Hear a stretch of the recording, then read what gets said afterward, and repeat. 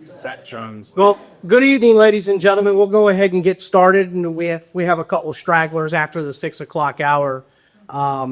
We'll play catch up with them later. So, on behalf of the County of Warren and Department of Fire and Rescue Services, thank you for making it out this evening for this very important town hall meeting to review our fire and rescue department. A little background about how we got here this evening.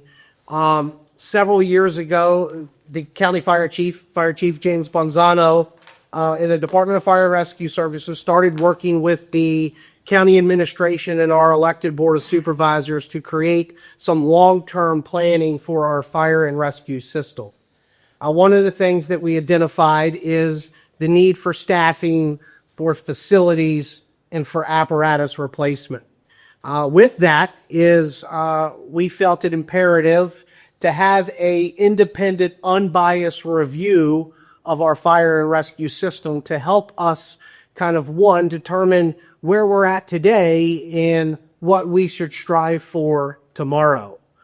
So our Board of Supervisors approved us to put out a bid for a independent consultant to review our fire and rescue system.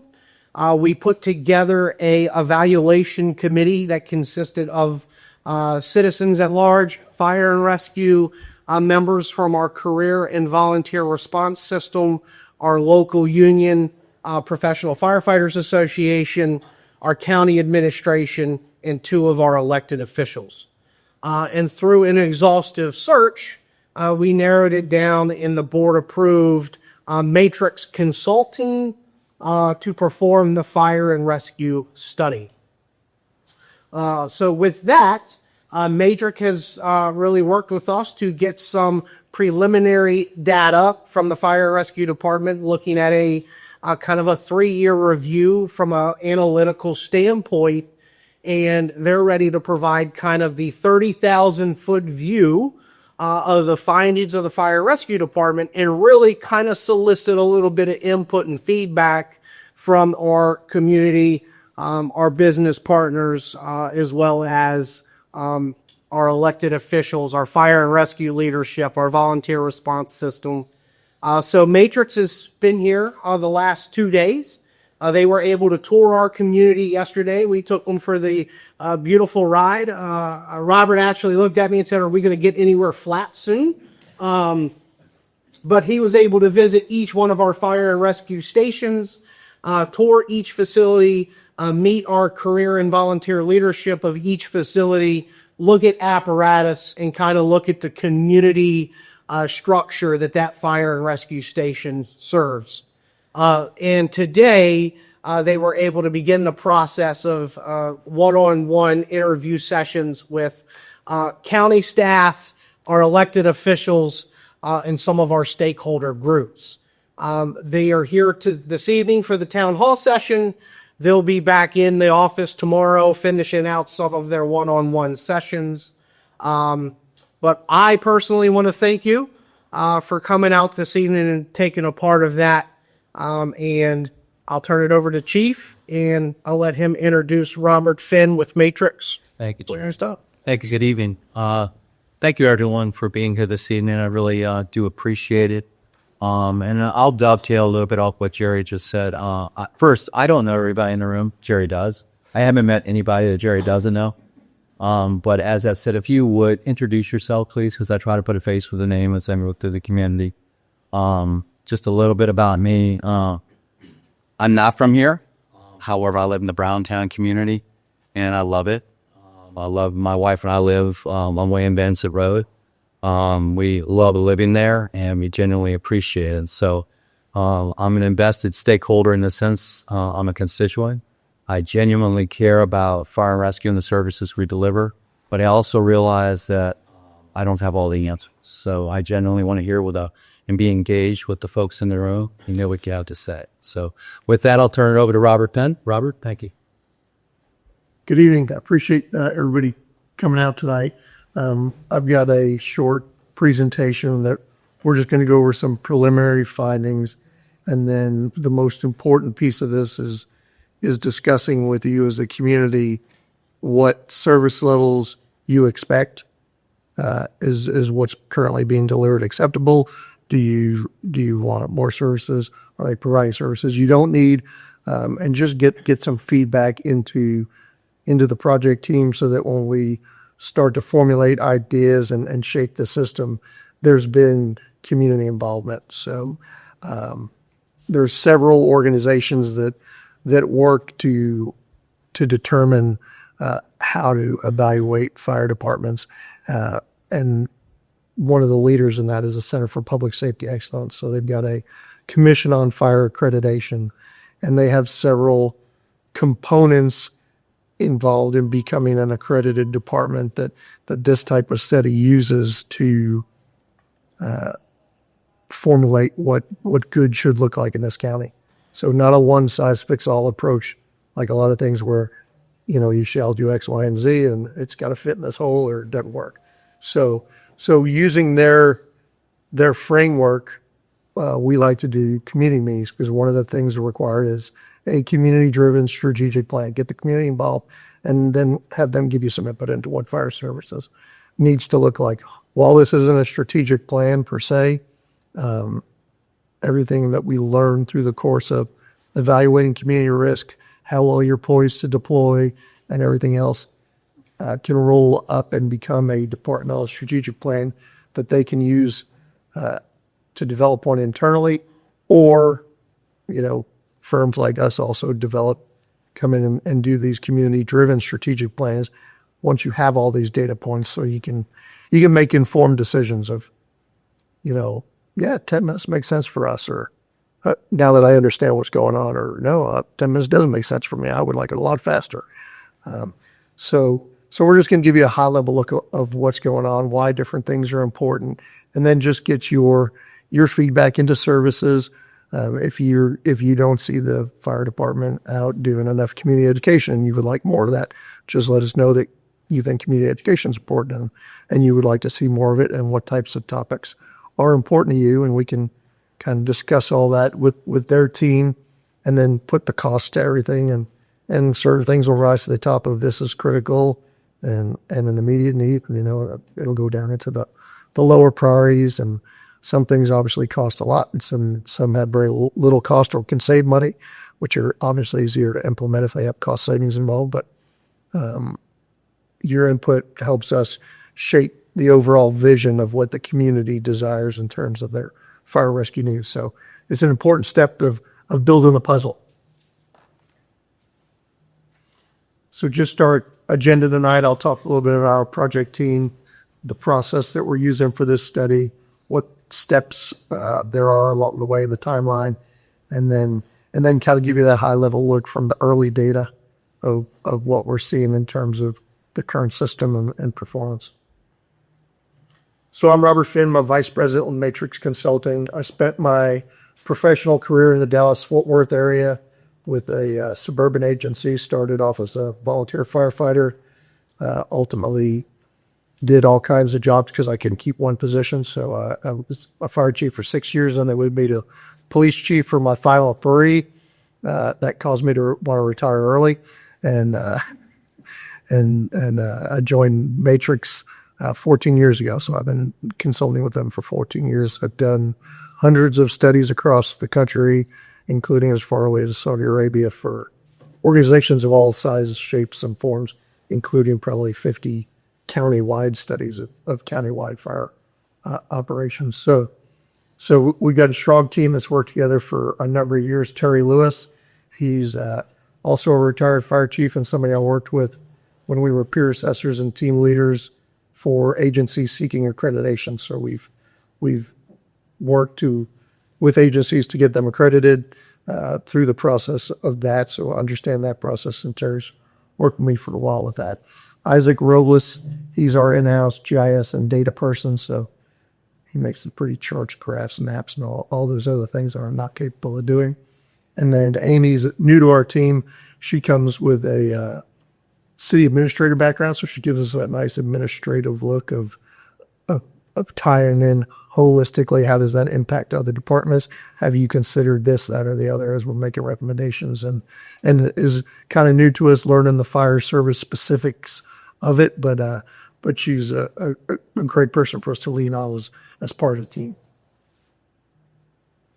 So our process, foremost is objective, fact-based, data-driven, jurisdictionally specific. So, I don't care how they're doing a thing in Alexandria County or Loudoun County. We need to know what Warren County needs and what's acceptable here, because risks, densities, property values, all those things come into play in how well you're able to provide and fund services. So understanding the local jurisdiction and kind of putting out blinders into, well, others do it this way. Well, maybe that's not affordable or sustainable here. So making sure we're being specific to your community and the community needs and just being objective in how services are delivered and developing the best plan for you. So with that, we use an extensive amount of data, and the department has provided us with data that we've begun evaluating. We've found a couple of little glitches in it, which we'll talk about tonight, which were actually good to find out while I'm here. So we see issues of what we think may be issues, but then we got to come here and figure out what's causing it. And so now that we saw that, we're going to get a new set of other data that's hopefully going to make two areas look a little different. Inclusiveness is important to us. So stakeholders at all levels of the organization, community members, elected, appointed officials, and really any other stakeholders that they think are key to us understanding fire rescue services in the county, so that it's an inclusive approach and everything can be holistic. And then we use a very collaborative approach. So when we did the current state assessment, we sent it in, they review it, let us know if they're seeing anything that jumps out as errors of fact or things we got wrong, so we can correct that and have the right foundation, so that we're moving on with the next steps of the study. There's not an error from something early in the project that then impacts findings or recommendations later in the process. So the project approach right now, we just completed that current state assessment of the as-is. They've reviewed it. We've made edits.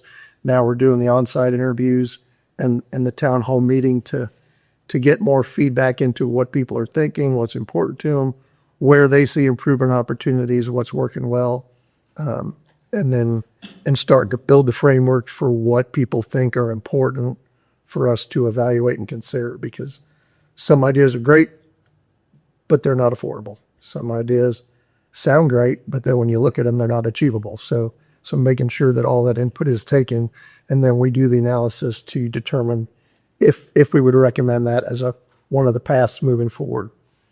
The next phase will be a community risk assessment. So looking at the community risks, and we'll do that by fire district. So for example, the hotel I'm staying at, where the industrial areas are and the hotels and shopping and all that, looks a lot different than the southern portion of the county, which looks a lot different than the downtown areas of Front Royal. So understanding those different risks and where they are and how they play into the fire and EMS response and system delivery needs, then allows us to build up for what type of effective response force is needed to mitigate the type of emergencies that are more likely to occur in those different response zones and then in the county as a whole. And then from that, we'll do the future needs assessment. If further growth is projected in certain areas, new developments come into town, we can project their impact and develop the triggers of when more resources may be needed based on proposed development. But again, it needs to be scalable and flexible, so that if that development is proposed, put on the agenda, approved, but then all of a sudden there's no funding for it, it doesn't happen. You don't initiate the change in advance of the proposed growth actually occurring.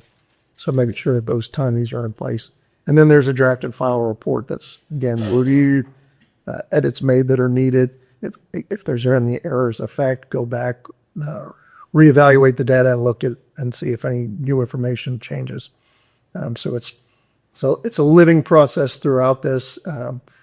Sometimes a budget will get approved right in the middle of it, and the chief says, "Hey, 3 new positions just got approved." I'm like, "Oh, where are they going?"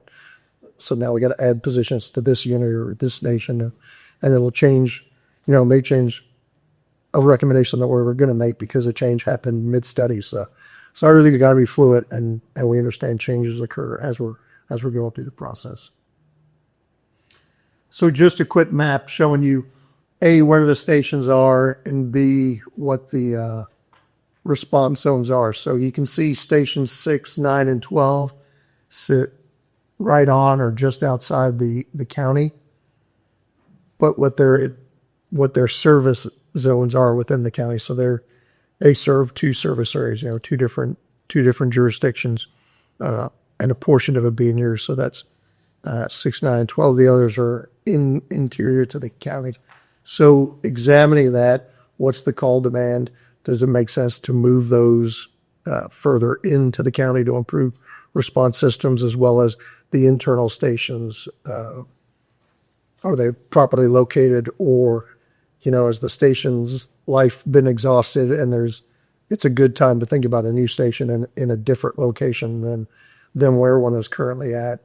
Your fire department's in a transition period right now where a lot of stations were all volunteer or not built or constructed for 24-hour staff to live in them. So they're having to be modified and set up for that 24-hour living. And with that comes different safety features and other things that are needed. So yesterday we toured all the station to make notes about the station condition.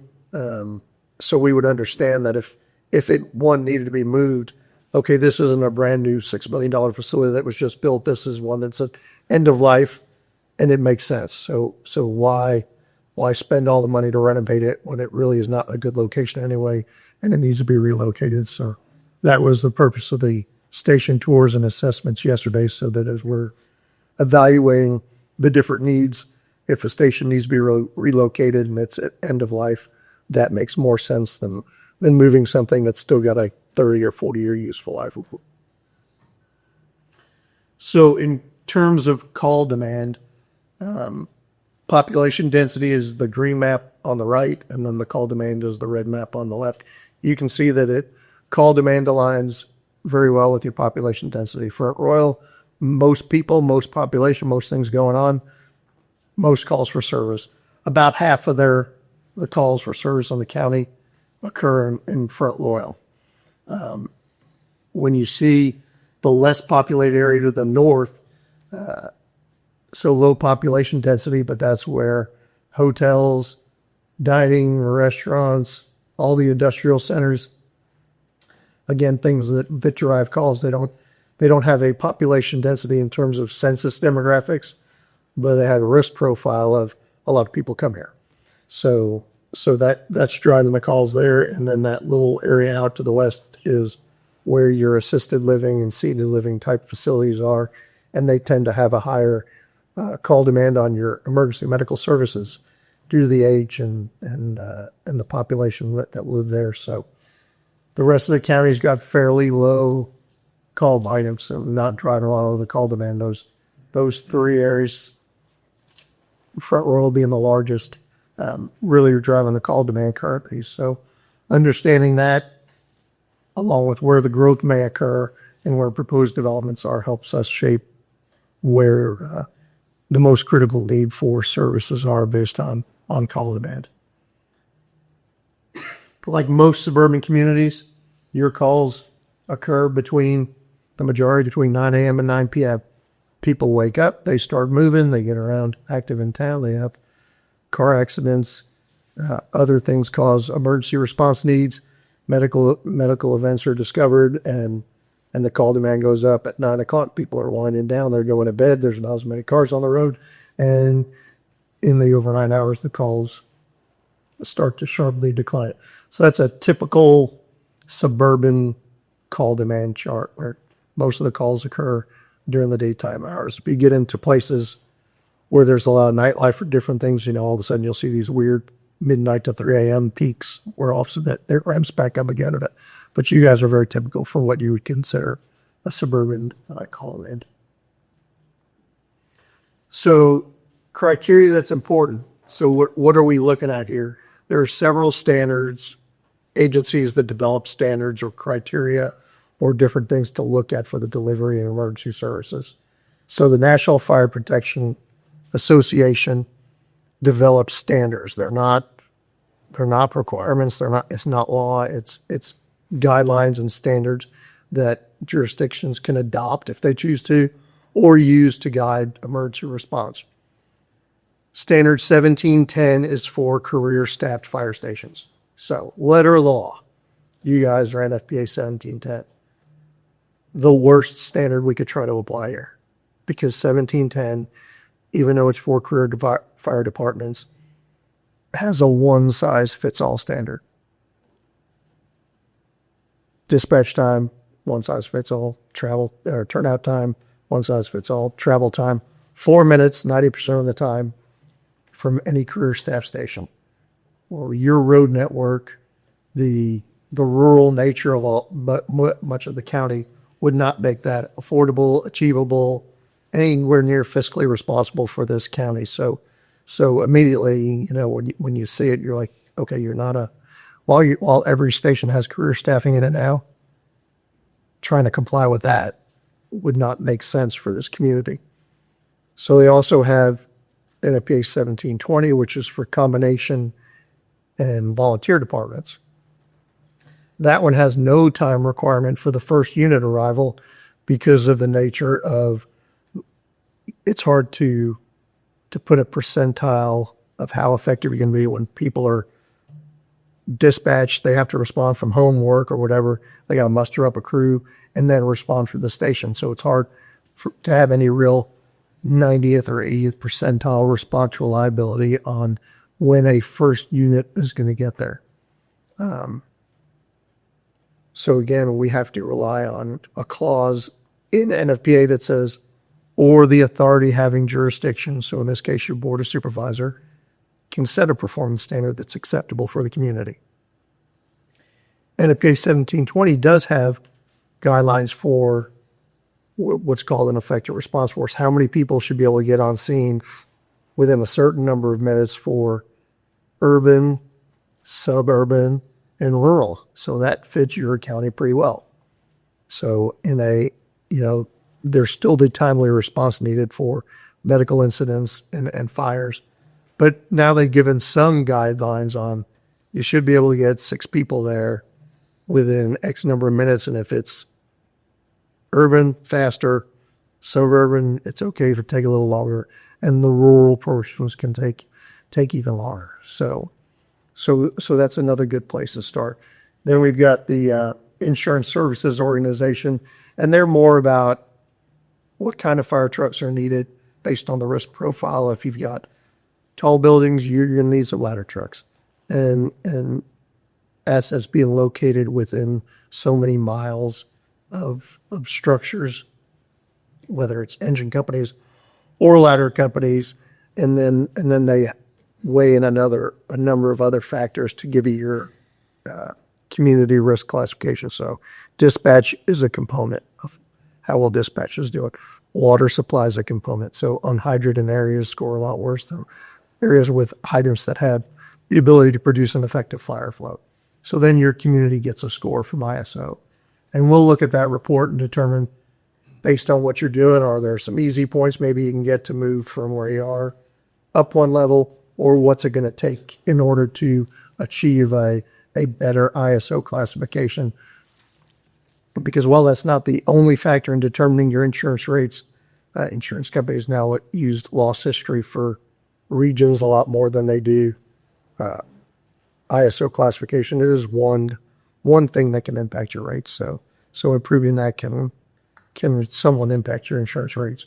And then finally, the Commission on Fire Accreditation International, or Center for Public Safety Excellence, and they're the accrediting body. So they've got core competencies, which if you do this, you should be able to meet these core competencies.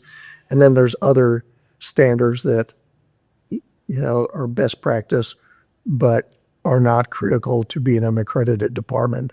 And you have to show that you're meeting baseline needs, and then a plan for how you're going to meet what they call benchmark or what you determine best practice. And as long as that plan is credible, then you could be an accredited agency. So 4 key things that we look at: call processing time.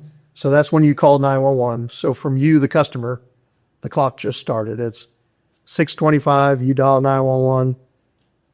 The clock in your mind has started for when you expect somebody to show up. The dispatchers have to take your information and then alert the personnel that there's a call. So that's the turnout time. So how quickly from when they're alerted do they get up, get in the appropriate apparatus, and begin to respond to your call. So both of those things are what we would call controllable. If you're measuring them and trying to achieve a standard, it can be achieved. So it has to be practical. There's one station here where the living quarters are 600 feet from where the apparatus bay is. They're not going to be able to get out of that station in a minute, 20 seconds. They're probably not going to be able to get down the hill in a minute, 20 seconds. So that one, is going to be an outlier. Maybe we say their 4-minute turnout time is probably what you should achieve, but still give them a target so they know what needs to be achieved. And then the last initial component is that travel time. So how quickly can the first unit leave the station and get to where the emergency is? That's a factor of a lot of components. Time and distance. If they're in the station and the call's across the street, that's going to be short.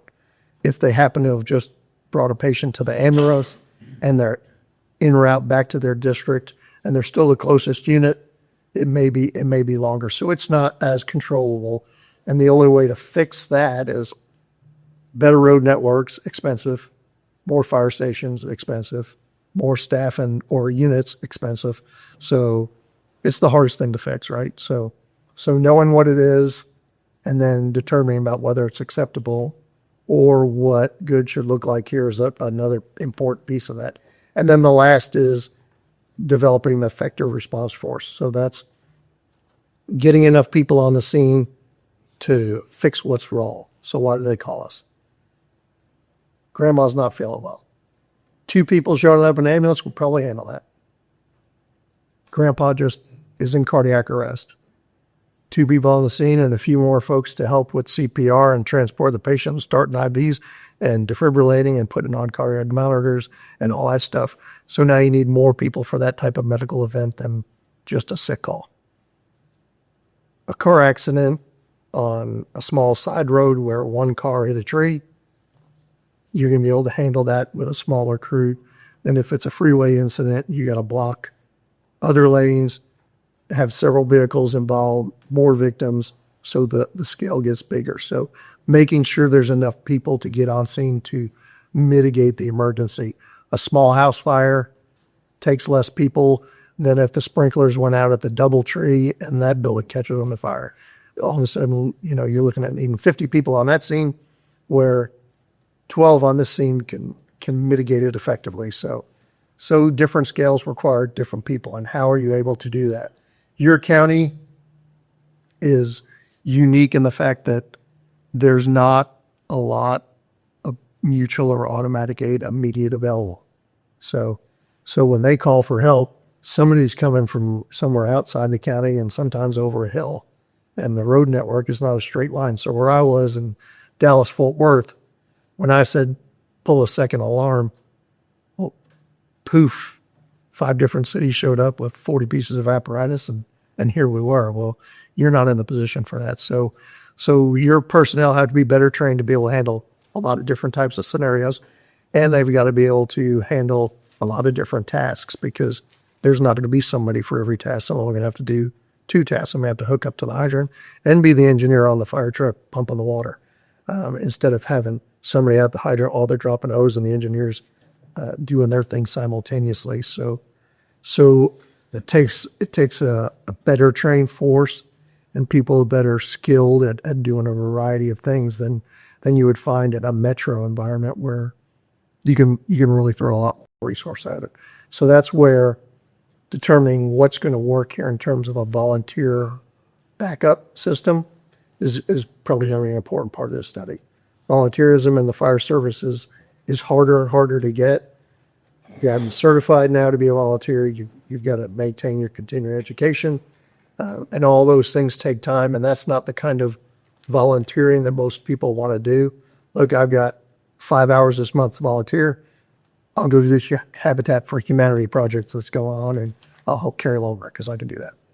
But I don't want to dedicate 40 hours every month when I already work, 40 or 60 hours at work to be able to maintain certifications and be on call 24 hours a day with a pager to respond to calls in the middle of the night and still have to be able to get up and function in my real job at 8 o'clock the next morning. And companies are different now where when everything was a mom and pop business, the butcher was a volunteer fire department. You just closed the shop and put up a sign that said, work on a fire. And everybody understood it. And it was okay. Small town, it worked.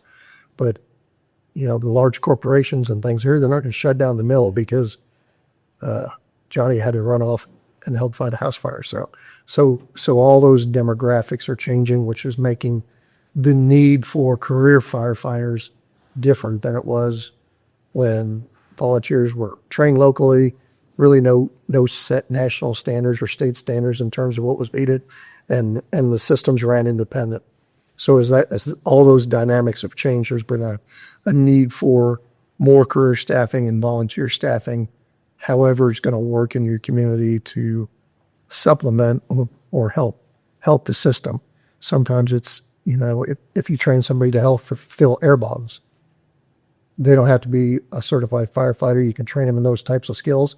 They're not in the hot zone, but now a firefighter doesn't have to do it. You've got somebody there, so they're helping free up people to be able to work in the hot zone. So we just have to look at that, see what is possible and can work here. Obviously, they're trying to recruit or train volunteers, but it's harder. And then figuring out what the best fit for this type of community is going to be an important piece for that. So call processing time. So 4 minutes and 36 seconds. We saw that and went, ooh, that's not good. Because you, the caller, they're keeping you on the phone for almost, a little over 4.5 minutes. And that means they haven't been notified yet. So best practice would be a minute. So if we can get that down to a minute, all of a sudden to you, the customer, they showed up 3.5 minutes quicker and nothing's changed. So part of being on site is figuring out what's driving that 4 minutes and 30 seconds. Now, part of what was driving it was the way their CAD was capturing data, and it showed them turning out in 7 seconds, which isn't possible. So I had to figure out what I got here as we're doing the station tours and talking to people. So when do you go around? Oh, when everybody's in the truck and wheels are rolling up. Okay, so it seems like everybody's doing it right. So why is the dispatch? So then I had to meet with dispatch. How are you recording times? Well, what I was given is the call comes in and the company is notified, and that was showing as the in-route time. Not when he determined whether he had to get a grass truck, an engine, or a ambulance, and said the ambulance is moving to the call. So she's sending me the new times with that correct timestamp.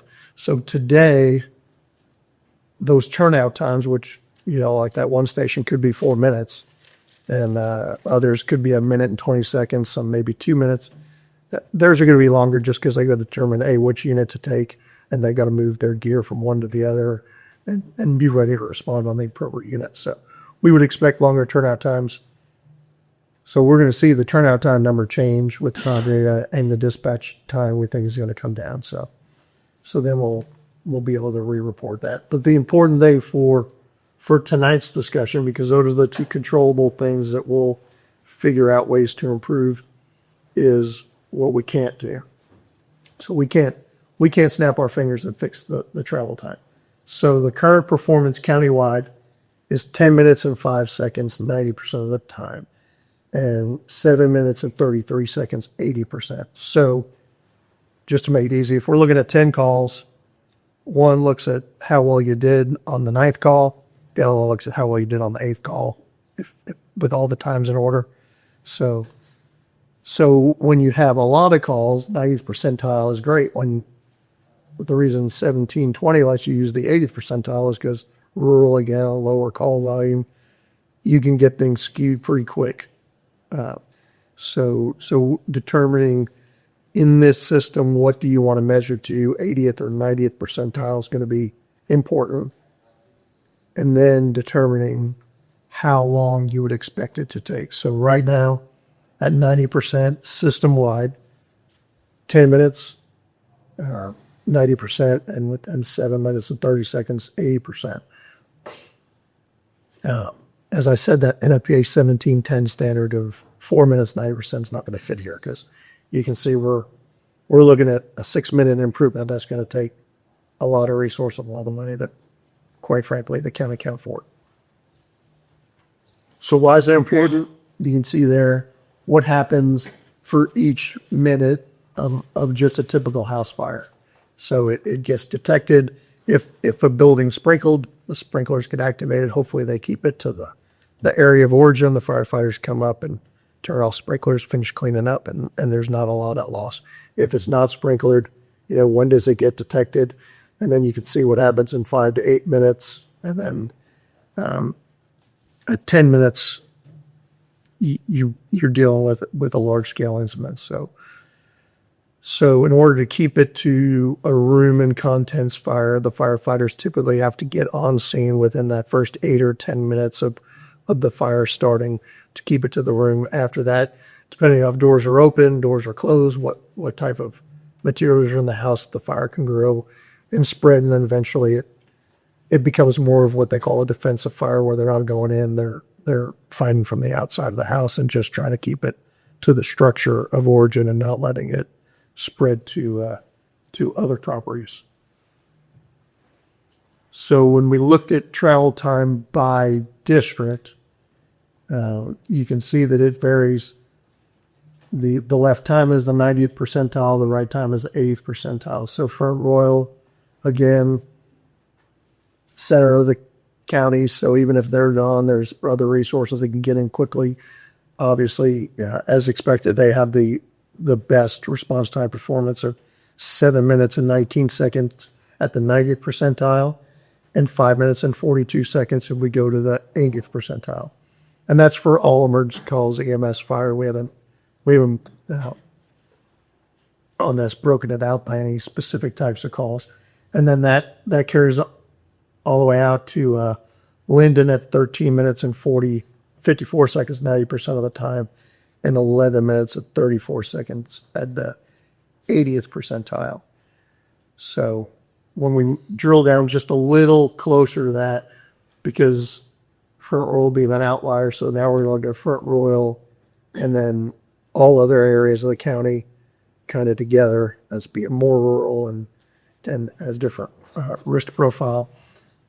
And compared to Front Royal, and we'll look at medical calls, vehicle accidents, and structure fires, because those are your most common calls, or the work that have the most immediate threat to life or property. So when we looked at EMS calls countywide, 10 minutes and 23 seconds, 90th percentile, 753, 80th percentile. Car accidents, 8 minutes and 38 seconds, and 626. Structure fires, 7 minutes and 6 seconds, and then 5 minutes and 5 seconds at the 80th and 90th percentile. So you can see medical call is pretty common. A lot of times it's just a basic medical call, and as we call down, we may be able to say emergent versus non-emergent medical calls and call those out a little different. But you can see as the seriousness of the call rises, structure fires get everybody a little more on point and focused. And again, they're going to occur in the densely populated areas. Front Royal is going to have more than the rural areas. So the travel time performance is better. So industry best practice for that concentration of resources. So this is you getting enough people on the scene to handle the incident. 7 minutes and 30 seconds, 90% for urban areas. So 1710 says urban areas should be LGO standard. So that's enough people to handle a medical call. 7 minutes and 30 seconds, 90%. You guys are at 10 minutes and 23 seconds, 90%. countywide. So not the urban areas, but in Front Royal, you met that standard. Suburban areas, so now looking at areas where the population is lower, more than 1,000 people per square mile, but not to the urban density. 8 minutes and 30 seconds. And you can see that's at the 80th percentile because now we're getting less dense, less of a high risk profile. And you guys are meeting that for all those call types when we look at the 80th percentile for suburban on a system-wide basis, and then 12 minutes and 30 seconds for rural areas when it comes to NFPA 1720, 80% of the time. And you're meeting that. So when we look at Front Royal in terms of EMS, major accident, and then structure fire calls, you can see their performance and where first unit compared to effective response force. So for your structure fires, we use 6 people. 6 people is really not enough to effectively mitigate a structure fire, but we started increasing it because most of your stations are staffed with 2. So you got 2 people going off an ambulance and 2 people going on a fire engine, and those 2 respond, and the 2 are coming from somewhere else. 2 are coming from somewhere else. A lot of these fire calls, we can only get 6 as what we would call your effective response force, or the times got out of whack. You can see at the 90th percentile for all areas of the county, 40 minutes. And that's just to get 6 people there. So that means somebody was tied up on an EMS call somewhere else, and other units are coming in, and it just takes longer. So, but there were so few calls in the other areas when it came to structure fires that the 90th percentile did make sense. When we backed it up to the 80th percentile, you can see all of a sudden it's 12 minutes. So getting rid of that extra 10% and only looking at 80%. So in terms of going to school, that's a B. Because if a B is okay, you're getting there in 12 minutes, 80% of the time, which in most areas of this county may be acceptable. But that's what I'm here to ask you. So now with all that stuff being said, I'm going to open it up to you guys for any questions, discussion. If you have anything to ask the chief, anything about our process, that's what we're here for tonight. I'm going to switch out of presentation mode and into note-taking mode so that I can capture what you guys say as you ask questions. Yes, ma'am.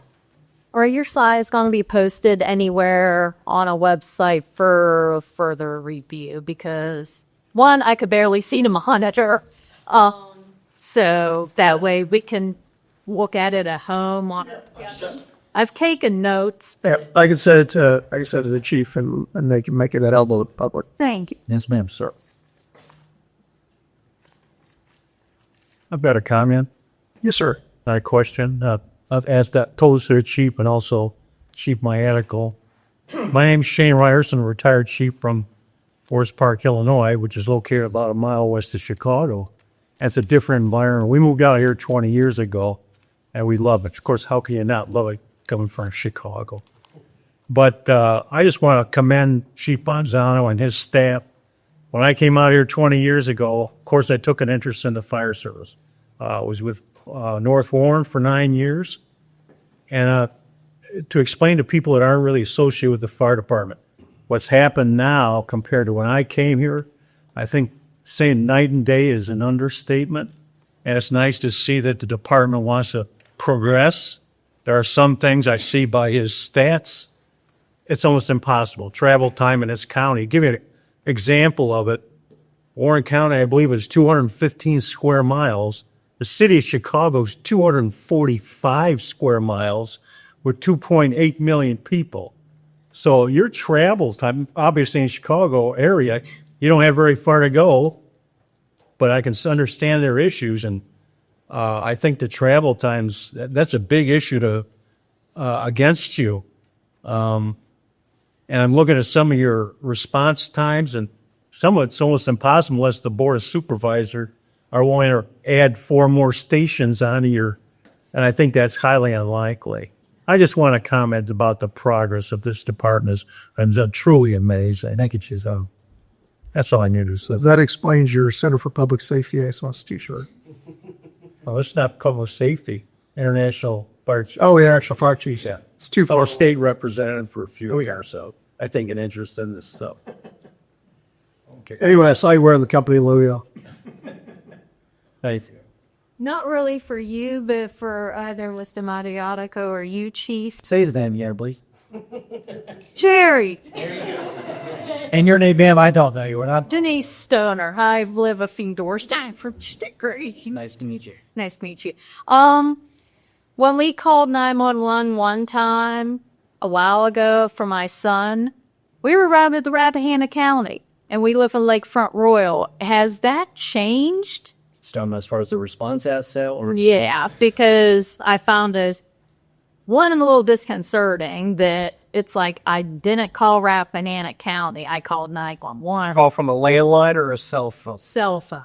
Yeah, so technology today is beginning to fix that, but a lot of that is very dependent on which cell phone tower you hit, and it routes it to that local PCEP per se. Yes, so there's a lot of technology now that's being implemented to try to prevent that and reduce that lag time.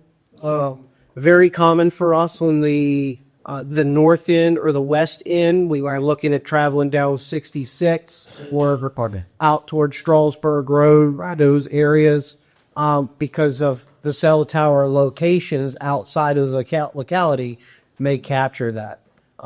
We're very fortunate today to have Warren County Sheriff's Office Captain Charles Broken in the room, who oversees our communications center. I'm sure he would love to dive into the details specific to that question.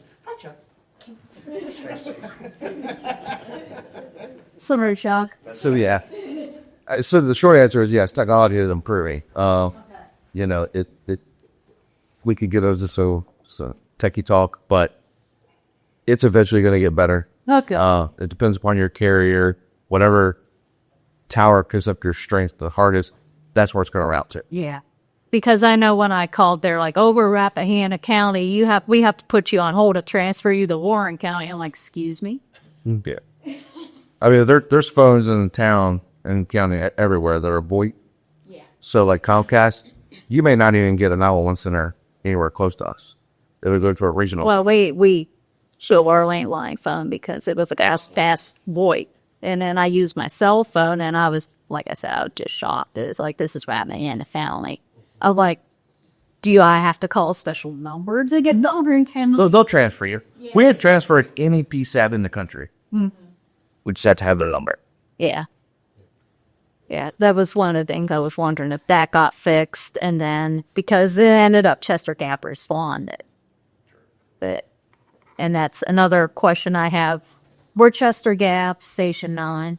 I know that firehouse is older than I am.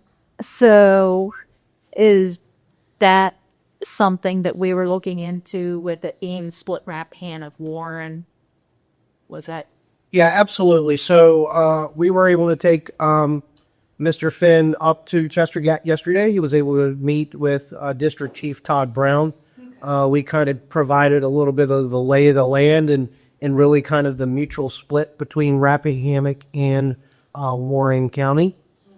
And quite frankly, have asked Mr. Finn to provide recommendations on how to best serve not only Chester Gap, but also areas in Rappahannock County, but specifically, how do we better serve Warren County? Right. So there's a bit of small advocation recently from Chester Gap to acquire some land at the bottom of the mountain, and potentially. Where bus stop is?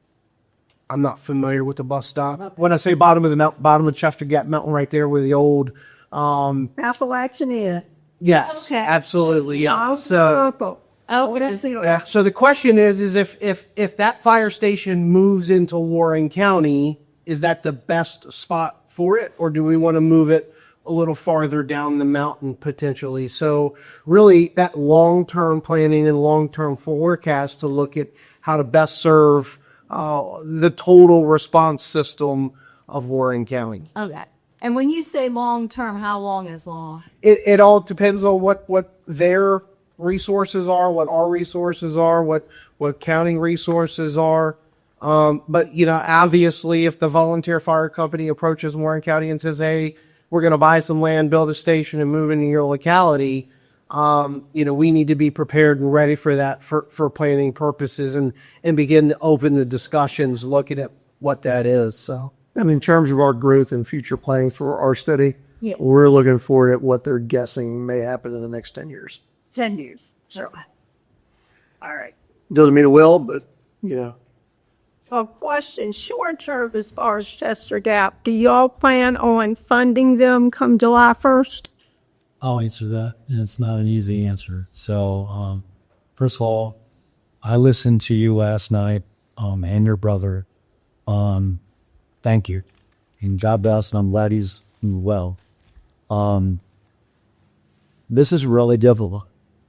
So let me just say that I went to each board of supervisors and my boss. Let me take a step back. The agreement, and let me just put all the facts out there. The agreement with Chester Gap was a temporary means to get over the COVID hump. Forgive my voice. I know I sound like Marlon Brando, but I'm losing it. So I apologize. And Jerry called me Doc Holiday earlier. But the reality was it was a short-term measure so they could get over the hump and get volunteers back on the station. And that's a fact. We're in our 5th year. Originally, the money earmarked for that purpose was ARPA money and COVID money. That money's no longer. Now it's coming out of our budget. Most recently, we received an email from the county administrator in Rappahannock County stating that we needed to raise our wages to what they have already raised for Chester Gap vis-a-vis Rappahannock County. A significant raise, of which we're not able to do, nor do we have any appetite to do because it's simply bad business. They pay their folks as subcontractors. We pay ours as employees, okay? So again, apples and oranges. So here we are in the 13th hour, and we get this email. We had funded Chester Gap at the same flat rate, no raise, in our budget. That's what I proposed to Dr. Jameson and all of his peers. When we received the email, not only to say if we don't raise, we're probably not going to send resources over the mountain. I'm being candid with you because I think it deserves that. I'm paraphrasing, but that in essence. But I understand that didn't come from top. And ma'am, but the individual that's sending the email is the agent for the county. He's the one that's underwriting the check, and that is a reality. So what it forced us to do was look at a contingency, and that contingency was a granular look at the call volume, and specifically the lion's share of the calls that Chester Gap and our companies run are right in one's district. So the question is how to do the best with a finite number, given the circumstances. My advocation was to Dr. Jameson and his peers is to move that money to Fire Station 1, double pull the concept, meaning 2 units coming out of there to serve the constituent. Not perfect. I don't like it. It is not perfect. But it is a reality, and it makes the most sense given the circumstances. That contingency would not happen without dual dispatch, meaning that we would drop tones in Chester Gap, and we would also dispatch Fire Station 1 to head to Point of Woods, Lakefront Oil, Harmony Hollow, et al. So, again, not a perfect answer, but in all due respect, I do not believe the whole story was being told last night, and that is exactly how it went down. I don't like it. I wish I could sit here and throw more firefighters on fire trucks, but I simply don't have the budget to do it. I'm in that gentleman's ear and his peers. I'm begging for money all the time. And the reality is we simply don't have the revenue to do it. So we're trying to do the best we can, the utilitarian standpoint, with a finite number. That's the reality. So I'm sorry, but I wanted to be honest with you. That's how it came to be.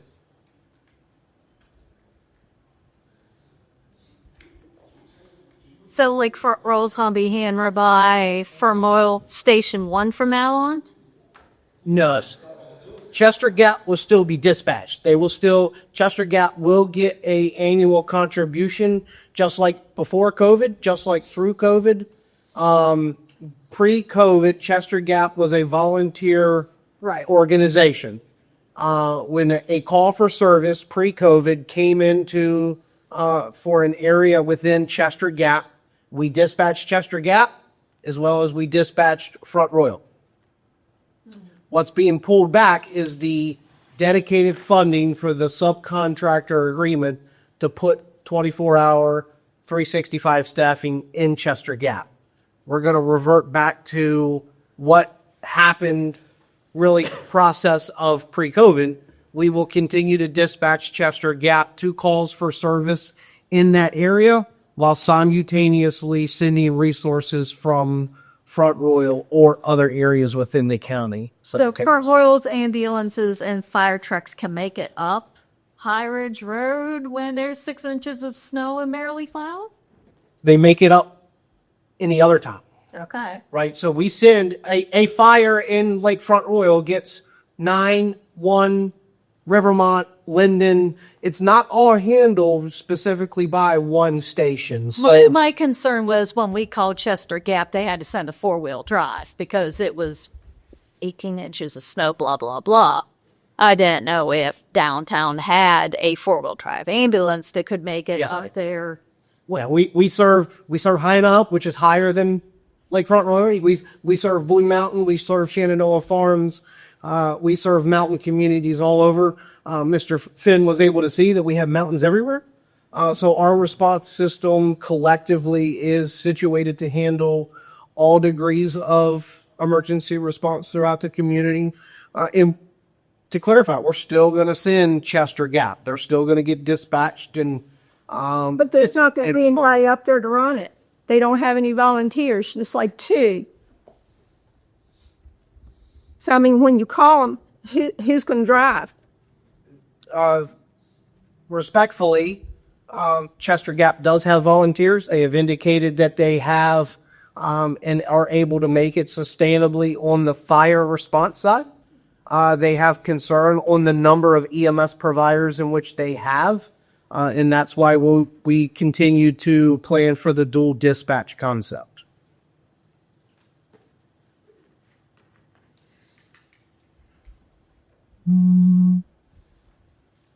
More question? Oh, that's You were talking a little bit about the 4 areas of time, right? These 4 buckets of time, and it felt a little bit like in your review that maybe we're tripping over the first hurdle with the call itself, the time, the length of time that they're on the phone with a dispatcher. I know that's not the correct term. Yes. So is that a technology issue? Is that we got to train our citizens how to better share that information faster? That's the data we have now. Okay. But in meeting with the dispatch center manager and showing her the data we were provided and how we came up with that, and then trying to find out, because there's a number of things that can happen. Law enforcement wants a lot of information before you send them in. They want to know what the suspect looks like, what the vehicle looks like. Do you get a license plate? Are they armed? All this stuff, because they don't want to walk into something that they're not ready for. Fire and EMS is a little different. Is it on fire? Is it sick? Or is it hurt? And then we'll figure it out as we get there. And there's a thing called emergency medical dispatch, where then they can ask a lot of questions, provide pre-care, pre-arrival care, instructions based on the call. So sometimes we find that they're doing all that AMD stuff on the front end before they're dispatching people, and that's COSMET. So we make recommendations to fix that. That wasn't the case. Sometimes we find that there's an error in the data, and that's what we found. So because they're doing company dispatch and not unit-specific dispatch until they check en route, the data we were provided was basically when the company was notified. So if call comes in, it took them a short period of time to notify the company. That wasn't captured. What got captured as dispatch was when he notified them that it was en route. So it took them 2.5 minutes to get her out. I'm able to take a dispatch 1.5 minutes to process that call. Okay. So we're expecting with the new data to see a much shorter dispatch time and a much longer turnout time. Ashley, yes, 7 seconds. That's pretty impressive. So, yeah. Well, but sometimes, so when I was going through accreditation and we had to get all our lieutenants on the same boat of when you're en route, sometimes, this one shift lieutenant stood up from his recliner and said, "Show us en route," because he was en route to his truck. But they're not there yet. They're not actually moving. And my lieutenant would wait until everybody's seatbelted in, it's in drive, and they're really moving. Well, you're in the meetings going, "Ronnie, why can Scott get out in 7 seconds? And that takes you 4 minutes." Well, here's how we do it. And then Scott's like, "Oh, we do it when we're stand up." Okay, we got to come to a common way of doing this. So everybody's telling the same story so we can figure out what's broken. So that's when we see these things. It's like, well, that's an incredible turnout time. I got to watch how they do it. Maybe it's on the radio. But then we found out probably their turnout time is now embedded up in the call processing time. So we're hoping the new data that we're getting later this week will tell us a better story about that front end. Because the reality was the call was received and when they arrived, that total time, it was right. It's just how it's being captured in the middle was not being reported. Yeah, and we had that. So based off of recognizing that error in the data, we've already today, as soon as we recognize that, we've met with our emergency communication center, Lieutenant Bailing, one of our data guys. First idea. Do you think that would be something that would pass this wonderful Orange County tax? I think it's a reasonable standard based on the demographics I'm seeing out here, the topography, the road network, and I'm being sarcastic. yeah, and the fact that it's so diverse. Downtown Front Royal looks totally different than Browntown and downtown Browntown. So Big problem is everybody's got to go into little town to get to anywhere else in the county. All roads lead to Front Royal, right, Chief? That's what Jared's only. No, he was right. I think I found that out yesterday because we went through there several times to get around the county. Yeah, unless you want to start building tunnels everywhere. Maybe that's an option. I'm not going to recommend that. That's another one of those big dollar sign things. I think the main thing is we don't want to hear in the paper that all of a sudden we had so many buildings burned down or somebody's life wasn't saved because we just didn't have the amount of staff necessary or equipment or response time.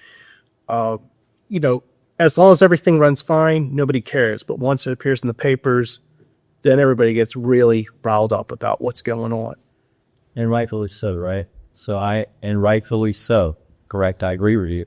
Let me, Dr. Jameson, close your ears for just a minute, but let me say this. Let me take off the fire chief. Let me say this constituent. Answering her question is one of the hardest things I'll do. Don't think the human side comes off. I've been doing this since October of 1982. And all due respect, I've seen more tragedy than I've cared to ever see. But I'll tell you this right now. The men and women of this institution do more with less than anything I've ever seen. They beat it back with a broom. They have a single pole concept going out the door, meaning 2 people in a firehouse. You can have 5 pieces of apparatus in that thing. 2 people go out on 1 piece of apparatus. That station goes dark. That is a reality. There's no consistency because we simply don't have the capacity. We set standards, but that's a reality. So if you're okay with that as a citizen, cool. I'm not. I'm not okay with it. I asked this gentleman right here for 9 bodies, and he looked at me and said, "Chief, what do you need versus what do you want?" And I said, "I'm only going to ask you what I need, and I'm going to keep coming back to you." Because the reality is staffing, equipment, and facilities cost money. Exponentially higher than when I came on. Chief and I were talking a moment ago. It's just how crazy it's gotten. So there's so many things now without indexing have gone through the roof. We're playing catch up. And thankful to the Board of Supervisors because they have supported through Dr. Daly and administration our desires. Now, not perfect. They said no. But the reality, what we're asking for is not only a necessity, it's a fact. In my community in Browntown, when I came there, they said, "Hey, the chief came here from Arlington County. Joe and I worked 20 years together." I didn't want to be a fire chief again. The first thing they asked me, let me just throw it out there, is, "Hey, you going to staff the little substation down here?" And I said, "Well, let me look at the numbers." I came back to them a few months later. I said, no. And they said, why? And I said, because the numbers relative to the rest of the population don't make sense. The call pressures are here. This is my finite number. This is what I have to deal with given the perspective of everyday life. And the reality is that's where they need to be focused until I get staffing and apparatus and firehouses where they need to be. And I know that's not going to happen overnight, but that is a reality. And then here's the biggest thing. We can have all the conversations in the world, but until we assign a dollar figure to it, it's not going anywhere because it's delusional to think otherwise.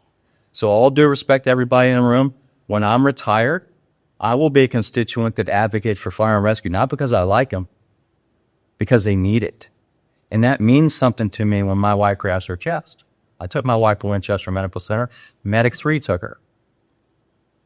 It took a while for them to get there. I didn't like it, but I understood the reality. To go to Goody Manor Loop from Station 3 is a long frickin' way. To go from Front Royal to even further. I'm the lost Italian waif going to Shenandoah Farms. You can't miss me. I'm the guy driving an ambulance and try to figure out where the hell I'm going.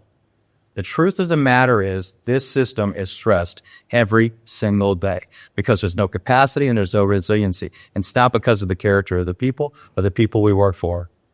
We just got to figure out the strategy, and this is where it starts. We're all part of this solution. When I speak to the citizens, I tell the truth. As difficult as it is. My wife, I think, uses her maiden name when she goes to any functions in the neighborhood because I can tell you that the answer I gave them is not one they wanted to hear. And I'm being honest with you about that. So I give that to you as context because I think it's important. Is that fair? Yeah, I wasn't trying to criticize. No, I didn't take it that way, but I really want to say that. I don't take it as criticism. I take it as a very good question, but I want to lay out the realities of this department in the county. We've got some challenges, and we have to figure out how we're going to underwrite the future. So there's going to be some tough decisions. So I just want to give that to you is a fair look at the landscape. So. And Louis, you're absolutely correct, right? It's that resiliency in the system once we're handling an incident, right? And as Chief alluded to, is what is our redundancy? What is our resiliency? What is our ability to handle 2 structure fires simultaneously? It happens.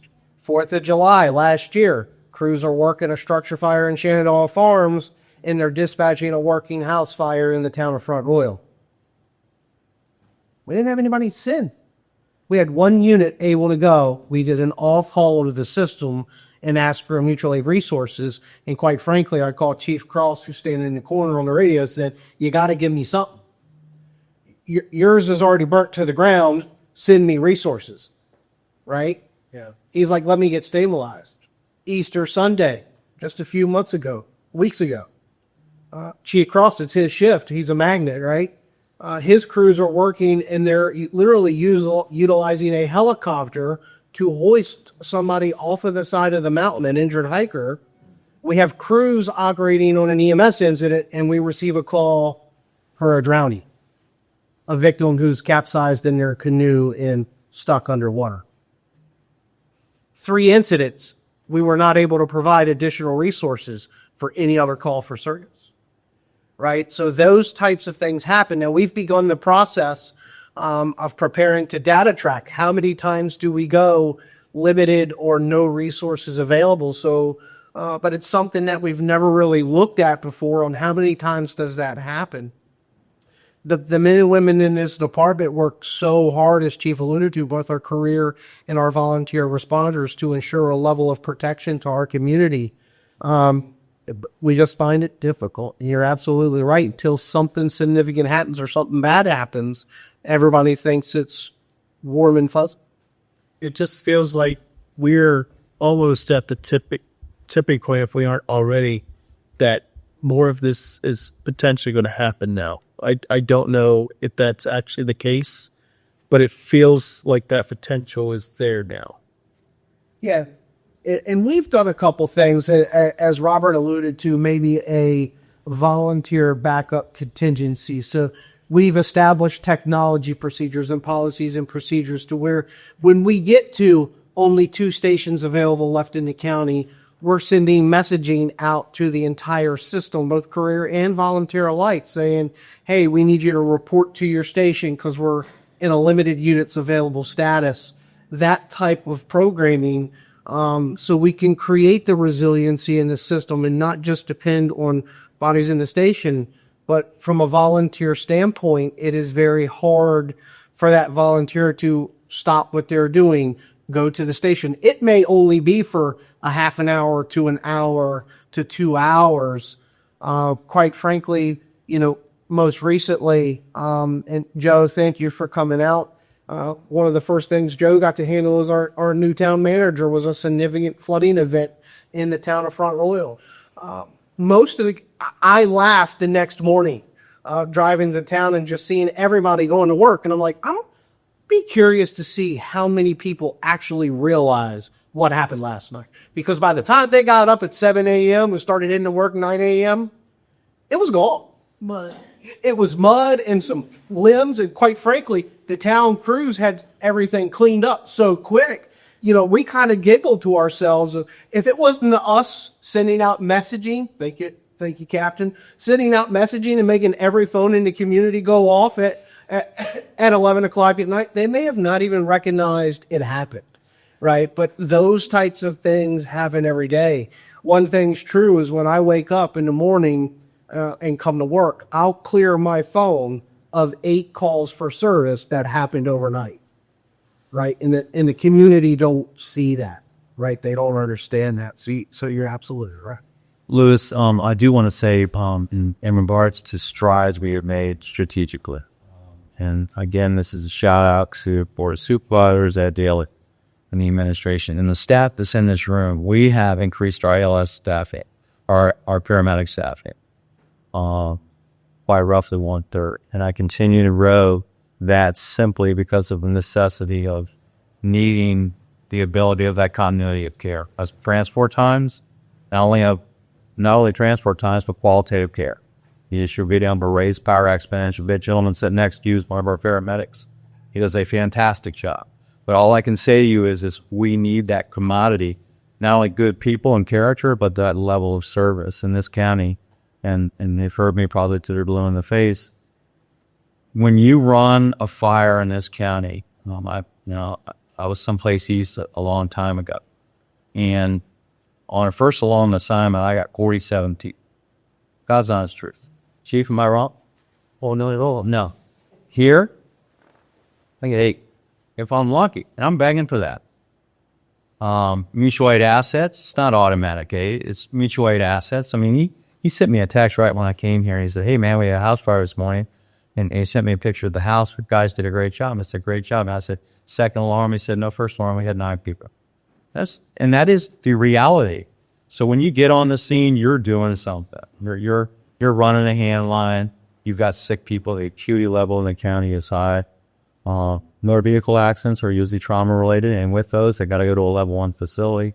So there's all these desired outcomes you want, but then there's realities. We've done a good job of raising the bar, if you will, and we've got really good people. So I'm encouraged with that, but I want to maintain it and keep going with it. So thank you for your question.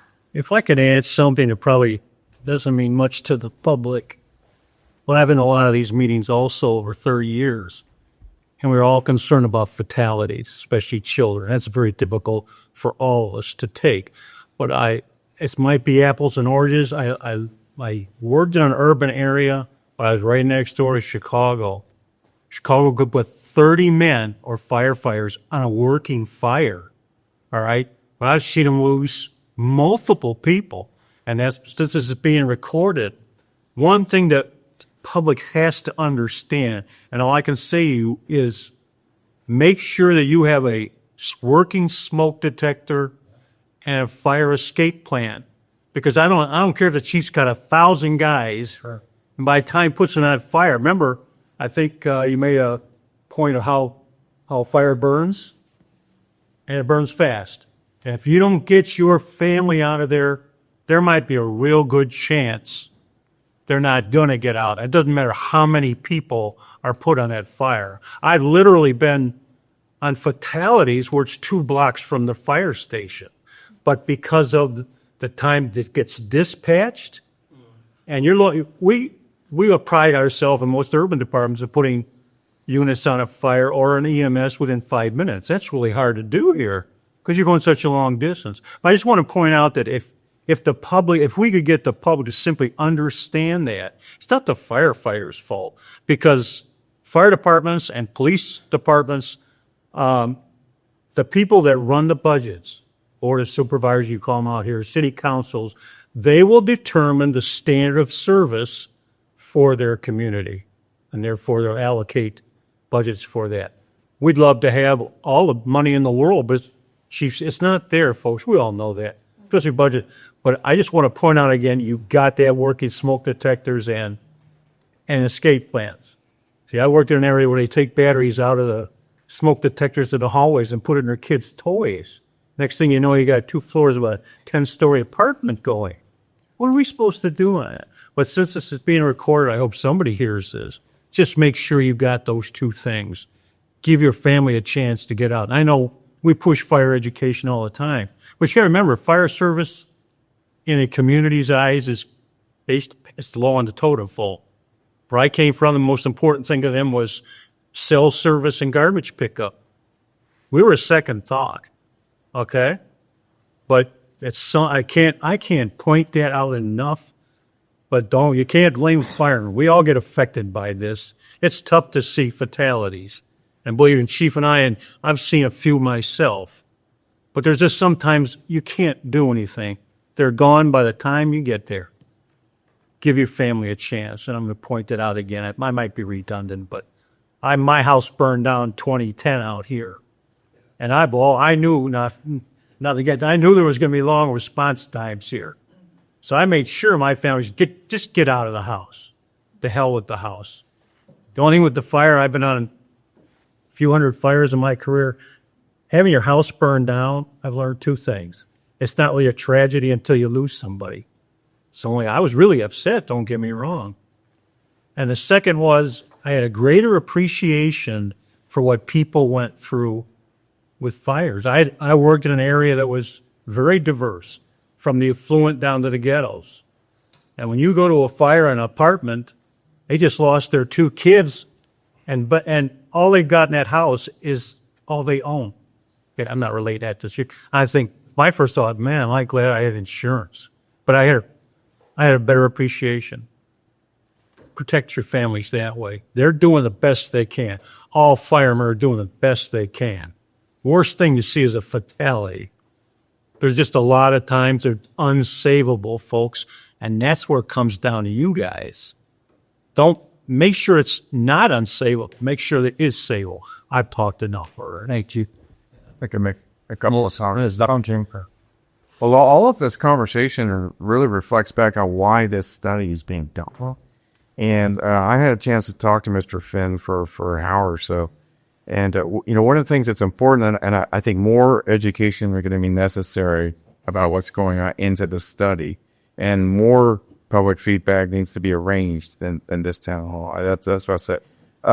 Mr. Finn asked, is the 80% standard, does that sound okay to you? And I'm not sure this presentation was enough context to really know what that question is.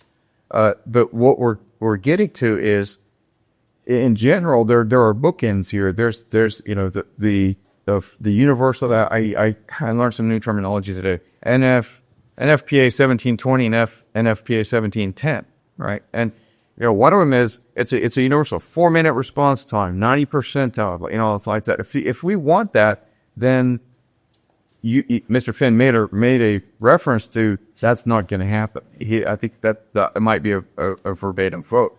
That would mean like 10 more fire stations and 50 firefighters for Warrentown. Everybody just kind of realizes that's not going to happen. And when the tragedies take place and there's loss of life, it's been discussed. Is it the case that there's a general feeling that, well, we should have had our 21st fire station? I don't know. You all have been in your whole life in this career, but what the purpose of this study is to parameterize. So we can ask more than this town hall. The public, is the 80 percentile something we want to set as our standard, or is the 90th? Is it 4 minutes, 6 minutes, 8 minutes, 10 minutes? I mean, these are numbers, but they directly correlate to people and apparatus and fire stations. And, that's what's being done here. Now, was the last study 2009 or 2015? No, Norris that study was 2009, Jerry. Okay. Yeah, that's right. So I am in the 18th month of this role. Last year, I had an opportunity to read that study from 2009. And essentially, if I could just paraphrase what I understand that study is the days of the volunteer department are waning. It's time to start professionalizing. Is that approximately? It is, but I don't want to. Yes, sir. Okay. What I don't want to do is disparage the brave volunteers we have in the system. No, not at all. No, and I know you don't either. Right. I say that because we do, but for the reasons that Robert identified, it's harder and harder for that commodity to show for all the reasons. Yeah. And my takeaway was that the signal was raised that it's time to start miring full time, and again, my perception is that it wasn't done. And their perception, maybe it was partially done or whatever, but we're now that curve that we have to go up is it was steep, and now it's really steep. So, adding 40 firefighters, 25, it's just and when I talk about Mr. Finn and my aspirations for this study we need a path that everybody can see, and that, again, I hope more than one town hall it can have a follow-up with more notice, that people can understand the relationship of the parameters to the resources. Fair enough. Because everybody needs to understand that relationship between, if you want 20 more fire stations, go. Let's do it. Okay, but that's a 50% tax hike. Okay, I mean, so that's what I think. And what I learned today was that a jurisdiction is able to set what that standard is. So if we can get at least enough people to understand and accept that standard, or know its relationship to the funds needed, then that would be a mandate for the board of supervisors to act on it. So if we don't do a study, hopefully it doesn't get in a 3-ring binder to sell on the shelf. Amen. It's understood that that's the plan of action for not only the board I'm on, but the successive supervisors for the next 10 years, 15 years. And that was 2009, so that's 16 years ago. So it's the easiest thing in the world, I recognize, to look back and say, why didn't they do it? Well, they did what they could, I presume. So we need the best information that we can get through this study so that we can do what we have the support to do. Yeah. And I would be committed. I am committed to do that. Right. Well, sir, since you are on the board of supervisors, is that something that possibly, I don't know, I'm sure it's going to be a cost to have Mr. Finn come back, but to do a public forum with the board and Mr. Finn and the chief and people all at one time? Okay, we are presenting it. This will be a 50% tax. I am a citizen. I report Cheryl Colors is my supervisor. Okay. When she comes to us and says, well, we need to do a 50% tax hike. Wow. If we have in a bigger facility, Skyline High School would be wonderful. And have a big meeting with a couple weeks advance and things like that. Not so much because everybody wants to spend 4 hours there at the dirty laundry, which is how the supervisors meetings have been recently, but to say, hey, this is what, if you want this, we have to raise your taxes and let people and have Mr. Finn's willing and everybody's willing again to do another presentation with dollar figures. So we'll be back the end of the study for another presentation. Okay. that talks about the findings, potential recommendations. Study will still be in draft form at that point, That's fine. and I'm going to be here. Okay. So, does it cost any more for me to fly in a day early and do a town hall before I brief the board of supervisors, or brief the board of supervisors and then do a town hall after their feedback? And then say, here's what we do to finalize the setting, get some input from the residents on here's what we're recommending based on now that we've got all the information and everything's been analyzed, and then get feedback at that time. I would recommend that it's not the high school auditorium and they invite the world to show up, that they would take representatives from different response areas, keep it to around 30 people so that we can have a conversation. Because if 300 people show up, you're not going to have a very... Perhaps there's other mechanisms like surveys that can be mailed out or something like that. I mean, you need very broad understanding. But that goes to we'll know if maybe like representatives can just, like I said, you're not my supervisor, but if the supervisors can maybe go out and have meetings with their own little constituent groups and then go back and maybe have notes from their constituents for Mr. Finn. Maybe do it that way since he wants a smaller audience. Okay, we'll use our supervisor, and then our supervisor reports back, this is what my people said. Ultimately, I think the study produces the parameterizations in relations to cost. And then once that relationship is known, that's when people have to start. That's when it gets out into the public, like this many fires, but this level of response requires this many new stations and this many people. That's, an X cents per year.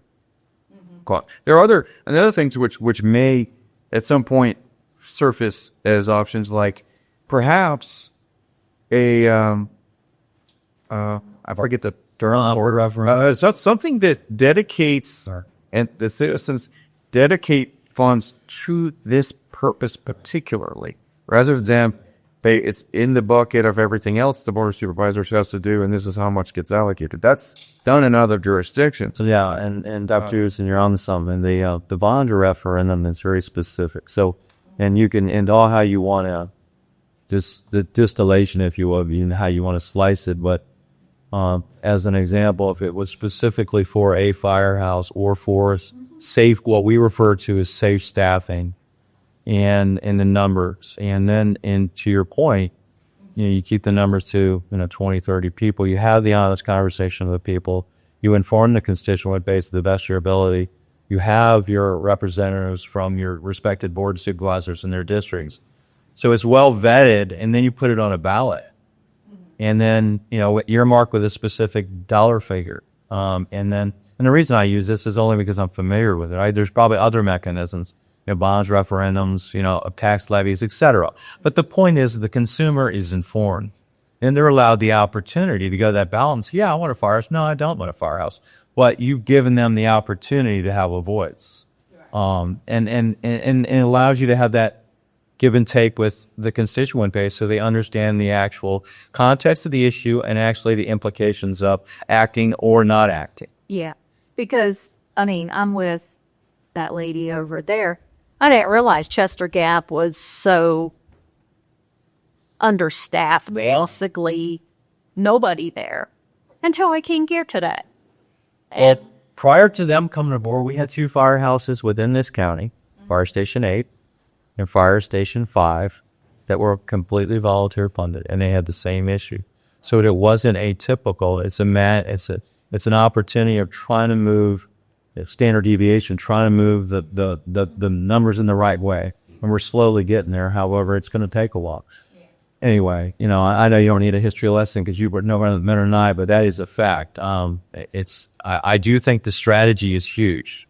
And I think that most importantly, I think the interaction with the constituent base is so important. So. Right. Yeah. And that's what I'm getting at is, it just seems there's not really a good flow of information going from just in general, whether it's public safety and the supervisor and everything, down to the constituent days. So I told Cheryl that she can use me as an Italian pinata anytime she wants. If the constituents want to talk, I will gladly answer honestly. I was just so happy she had that little meeting at the cafeteria for everybody. That's the first meeting. I've been here 15 years. That's the first meeting that my supervisor is actually willing to have with her constituents. And there's a lot of good questions, too. Yeah, about the appraisers. Okay. So this This way. I'm sorry, Lewis. This first. Oh, hi. Courtney Patty, resident and also a business owner and Warrior Psychotherapy Services. So from personal side, you guys come to High Knob and get the accidents cleared up pretty quickly. So thank you. Yes. And hopefully with the DOT's efforts, I guess in 2026 or later, we'll get better. Hopefully. I don't know if there's any improvement for you guys to get that moved along anywhere, but hopefully it helps you guys out. But I was wondering about mental health. Does this study look at specifically the calls for EMS on specific substance abuse calls, mental health calls, and if there's ways we can look at that data anyway? So this is not a EMS, a specific study, but if anything jumps out, so for example, if we're looking at what's driving EMS call demand, and that's That's a high driver. We have a lot of transportation going back to, let's say, Winchester because they have to go to the hospital because Warren County can't cover behavioral health or, some issues on time. So if we see things as an issue, then we would start to dive in, okay, what's driving that issue and our solutions. So same thing with the fact that now there are assisted living centers and senior centers and different types of residential things. If we see out of 3,000 calls, 1,000 of them are lift assists where, some assisted living centers using fire personnel to go and pick, an 80-pound elderly lady that fell out of bed and put her back in bed because their staff says we're not allowed to do that. Yeah. Well, maybe they need to charge for that service. Right, the burnout rate for the staff. Because that at a point it becomes system abuse. It's different if your husband is 250 pounds and he falls out of bed and you said, I can't lift the guy. Can you guys go help? But it's a one-off. It happened. And yeah, they come and they assist you with that. But if it's every day, several times a day, well, now it's okay. There's only so, like we said, the resources are limited and you're tying up, then maybe the county board needs to put that in the fee schedule of we charge for this service after your third call in a month. Or here's what it is. Kind of like false fire alarms. We've been to your business now 400 times. It's got to stop, so. Well, there's pockets problem areas and populations that need the services. So if things jump out as, okay, it might come out as everybody driving the need, then we would dive into that area a little deeper. We're not at the point of the study yet. We're going to tell you what's our specific call driver yet. It'd be great if we can look at it from also the community mental health perspective. And also the impact, frankly, on y'all's staff. Yes, ma'am. Because it is significant, I know. It is, and thank you for bringing it up. And while, to Robert's point, we're not looking at it specifically, the point is well taken, and frankly, it's an area we need to improve upon. And thank you very much. I'm sure I will follow on with you about this. Thank you very much. Lewis? Yeah, I was wondering about this score with the time and stuff. Is this something like we're going to do blanket coverage all departments, or is each department going to be gradually brought up? And is there a problem if they can't get up to that? Are they going to be somehow reprimanded? Because I don't want to punish them for doing a good job. How's that going to work? Well, they all inevitably are on my umbrella, if you will. So no, to answer your question. So the information that to Dr. Jameson's point, the information that Roder and his colleagues bring forward, obviously is going to battle a lot of that out. But what I've done historically is we've tried to focus on the busiest, if you will, and then push out to the next busiest. So we can do the most we can with the circumstances to be a given. Target hazards, if you will, and fault pressures. So to answer your question, but no, there's not going to be any penance related, none whatsoever. It's all we can give given the circumstances. If we're moving the needle in the right direction, we're moving the needle in the right direction. We just have to get a strategy to get there. So I'm sure a lot of the information and data you bring forward is going to tell us what we need to do and how we're going to get there. Okay. Yeah, How can we be helpful at this phase of the study? just here, I think, in all honesty, as difficult conversations are, being advocates, and to be very honest, and that's why I use the thing. I'm not trying to be fire chief. I'm being a constituent because it's necessary. I think informing and to Dr. James, informing yours and having honest conversations with people in regards to the realities. I'll give you an example. I would love to staff the substation in Browntown. It's 1.2 miles from my home, and I know my wife would love it. But the reality is, this whole county's underserved. 219 square miles is underserved. So I have to look at the evidence and then work back from that. So to answer your question, I would say just what you're doing right now. Thank you. Being an advocate and supporter, and asking questions. And, if we're missing something, let us know, because we're trying to make it better. We're trying to ensure. We have a saying we use, and I know Raymond gets started hearing it, but we work back from the people we served. And the number one priority is the people we served, and along with that are the people that I work along next to. And I mean that. And it is an imperfect science, but we genuinely try to do just that. And also, too, we're excited to probably within the next several weeks, we'll be announcing our Citizens Fire Academy. That should be starting in late September, early October. Lieutenant Bailey is working on the final touch points of updating that program. COVID kind of stopped that program, and we just really needed to freshen it up. And so we'll be announcing that in the near future. So keep an eye on our social media page, county social media page. We'll send it to Royal Examiner and all of our news outlets, both print and radio, internet-based news outlets. So we'll be announcing that soon. That should be a 7-week. So a 7-week program. We'll meet one evening a week for 7 weeks, and we'll review various topics within our fire and rescue system, kind of show you the ins and outs and the ropes of what it is the men and women of our organization does, both from what are the financial impacts, what are the human impacts, what do our firefighters see on a regular basis versus the administrative side of our volunteer system, and really kind of the mindset change that we've made within our volunteer system of before we actively engaged and recruited firefighters and EMTs, but also understanding that the person that sells that bingo ticket or flips that pancake is equally important, because if we can generate volunteers to raise funds for our stations, that's a dollar that we don't have to generate out of tax revenue, right? So how do we support our volunteer systems and stations? So it's going to be an all-encompassing look of our fire and rescue department through an academy-style concept. We'll be announcing that soon. Well, thanks everybody for coming out. We're probably 2.5 months from getting to that draft report portion where we've analyzed deeper and are reaching recommendations, findings, recommendations, and those things. So look forward to that coming out. And then, like I said, we'll be back to present that to boys supervisors and the chief and the personnel so that they understand what change is needed, why it's important to him, and what's good cost.